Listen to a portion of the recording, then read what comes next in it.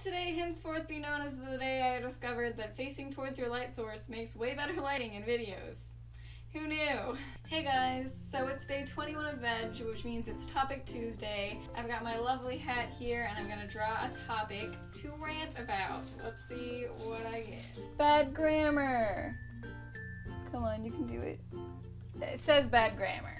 I have a lot of feelings about bad grammar. I've had a very interesting relationship with grammar over the course of my life. Growing up, my parents taught me very good grammar from a very young age. I was like 5 years old and I knew when to say like she and I instead of her and me, which, you know, you can't even say for some people that are my age. So by the time I was like older, I was definitely like a major grammar stickler. I remember the time that this one girl in my class corrected my grammar and I just felt like so embarrassed. I was like so ashamed. What did I say? I don't even remember what I said, but it said something that involved like might, should, or might, could, and she was like, you can't use two modals right next to each other. I did not know that was a rule, but I looked it up on Google and sure enough she was right and I felt so bad. I was like, wow, I had bad grammar, life was so terrible. But yeah, so I continued to be a very annoying like grammar Nazi until like my first year of college-ish,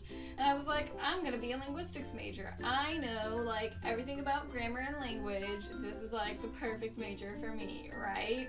So I get there and I know like everything about prescribed grammar, and then I learned something that my dad had actually been telling me since like high school, because I guess he got sick of me being a grammar Nazi too. Basically, he had been telling me, and my professors told me, that like language does not come from prescribed grammar. Language does not evolve because of things that are correct, you know what I mean? Shakespeare is very notorious for inventing a lot of words, and people, I imagine, would have been reluctant to start using those. They were like, nah, that's just like a slang word. Languages go through fads, for one thing. Ain't used to be grammatically accepted, and now it's not. And it's probably getting there again because so many people use it, and you know what, I just don't even care anymore. Like, talk however you want.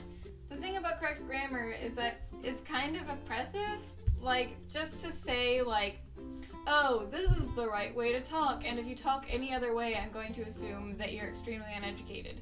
The thing is, whether you say, she and I went to the store, me and her went to the store, me and her go to the store, it doesn't matter. That doesn't reflect how smart you are. That reflects how good you are at speaking your certain dialect. That doesn't mean like any one person's less smart than like the person who says, she and I went to the store. Yes, tests will say that, oh, you're not as smart because you know, you're not as good at reading because you didn't do very well on your reading test because your grammar is bad. That's like saying that, you know, people who speak Chinese aren't as smart as us because we gave them a test in English and they failed it. Like, that doesn't make sense, right? I feel like we don't give other people enough credit on like being able to speak two dialects, or like having to speak one dialect at home and then coming to school and learning a completely different one. Like, that's not something that I've ever had to deal with. It made my learning experience so much easier because, you know, I was allowed to write the way that I normally spoke. And that's not the way it is for everyone. And I think that it's unfair for us to expect everyone to just talk the way that we talk. There are certain grammatical things, I am not in the habit of correcting people anymore, but there are definitely certain grammatical errors that still just bother me. And if that's what you came here to see, I'll list off a few. I could care less. I could care less. Just think about what you're saying. The technically correct term is I couldn't care less. So think about like another verb. Think about sing. Okay, I couldn't sing less. That means you're not singing at all. You physically can't sing any less than you are singing right now. I could sing less. You have to be singing at least a little bit to be able to sing less.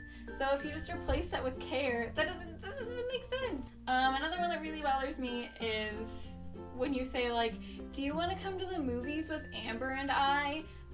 That's just like, that's overcompensating, guys. I know that you might think it's wrong to say, you know, Amber and me anytime ever, because you know, you grew up saying Amber and me went to the store, and someone was like, no, Amber and I went to the store.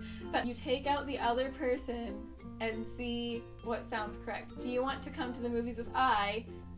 No, that doesn't make sense. Do you want to come to the movies with me? Yes, that's correct. That's also, look at this picture of Eric and myself.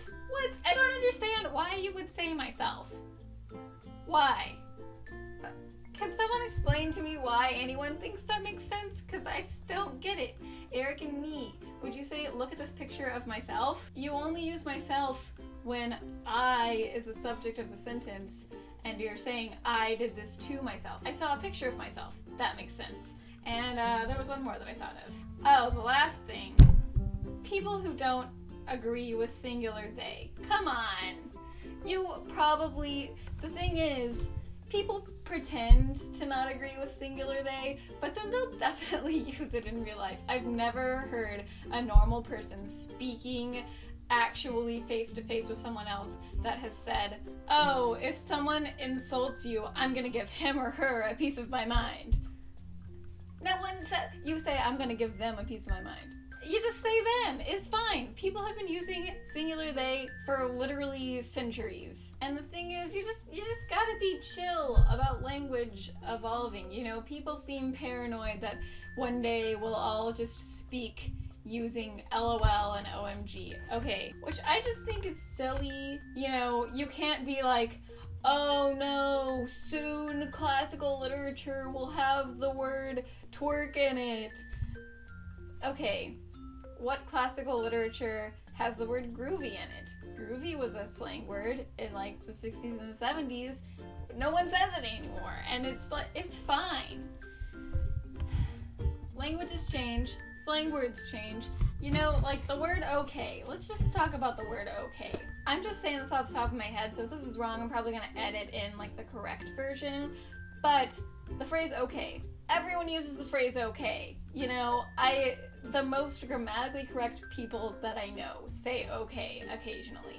That started out as some sort of New York slang, I think, that was short for all clear, and it was like jokingly abbreviated. See, whoa, abbreviations are taken over. Have you heard the word okay? Mind blown.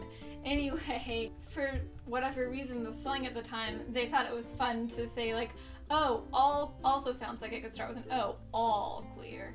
And clear sounds like it could start with a K. So they spelled it okay, and it slowly became an actual word stylized as O-K-A-Y. And that was very widely accepted. Sure, it's probably still kind of slang, and you don't want to like use it in a scholarly article, but it's definitely widely accepted. Stuff like that happens all the time. Language changes, that's how we got here. And it makes it beautiful and amazing and diverse. Like, you can't knock that. I'm very lax about grammatical rules now. Like, just talk how you want to talk, and let other people talk how they want to talk. It's fine. Yeah, I've been talking for a while, and I could honestly go on about this all day, but basically, in short, stop correcting each other's grammar. Just chill out. It's okay. As long as you understand what they're saying and they understand what you're saying, who cares? That's all. I'm gonna leave it there. If you like this, give it a thumbs up and subscribe. I'm putting out videos every day this month.